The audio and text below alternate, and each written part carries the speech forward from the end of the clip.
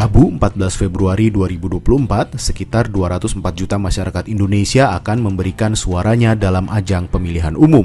Agar suara kita sah, mari kita simak ketentuannya. Acuan dasar pemungutan suara diatur dalam Undang-Undang Nomor 7 Tahun 2017 tentang Pemilu.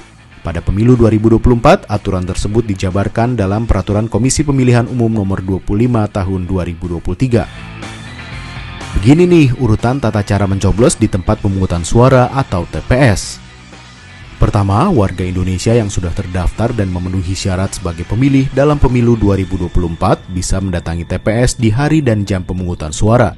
Sebelumnya, pemilih harus memastikan sudah memperoleh formulir C6 yang berisi surat pemberitahuan waktu pemungutan suara serta TPS. Atau pemilih juga bisa membawa dokumen lain yang diperkenankan.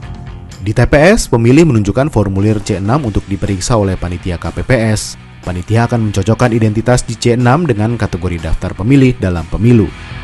Setelahnya, pemilih mengisi daftar hadir yang terdiri dari nomor urut kedatangan, nomor urut pemilih di daftar pemilih, dan jenis kelamin.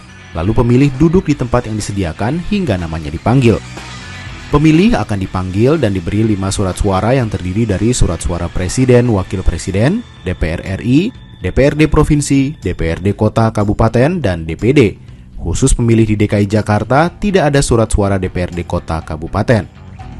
Jangan lupa memastikan bahwa setiap surat suara sudah ditandatangani oleh Ketua KPPS ya. Kalau belum ada tanda tangan Ketua KPPS, pemilih bisa meminta surat suara ditukar. Sebab tanpa tanda tangan Ketua KPPS, surat suara dianggap tidak sah. Dengan surat suara di tangan, pemilih diarahkan oleh petugas KPPS ke bilik suara yang kosong. Di bilik inilah pemilih bisa memberikan suaranya. Tahun ini pemberian suara dilakukan dengan mencoblos surat suara. Berikut ketentuan mencoblos agar surat suaramu tetap sah. Cobloslah pada nomor urut atau nama atau foto pasangan calon atau tanda gambar partai politik pengusung dalam satu kotak pada surat suara untuk pemilu presiden dan wakil presiden.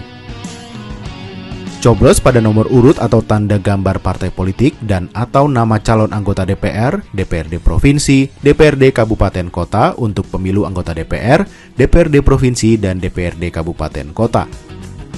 Mencoblos pada nomor atau nama atau foto calon untuk pemilu anggota DPD.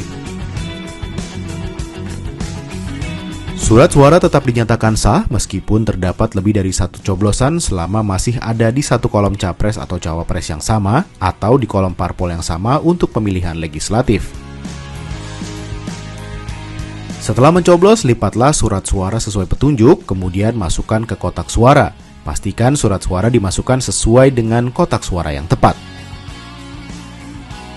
Sebelum meninggalkan TPS, pemilih wajib mencelupkan salah satu jari tangan ke botol tinta dan pastikan bekas tinta sudah membasahi kuku jari ya. Jika sudah, proses pemungutan suara pun selesai dan pemilih bisa meninggalkan TPS. Beberapa tahapan tata cara mencoblos di TPS ini bisa dipahami terlebih dahulu agar pemilih, terutama pemilih pemula, tidak bingung saat mencoblos. Dan yang tidak kalah penting untuk diingat, pencoblosan dilakukan pada Rabu 14 Februari 2024 pukul 07.00 hingga 13.00 waktu setempat. Mari sukseskan pemilu 2024.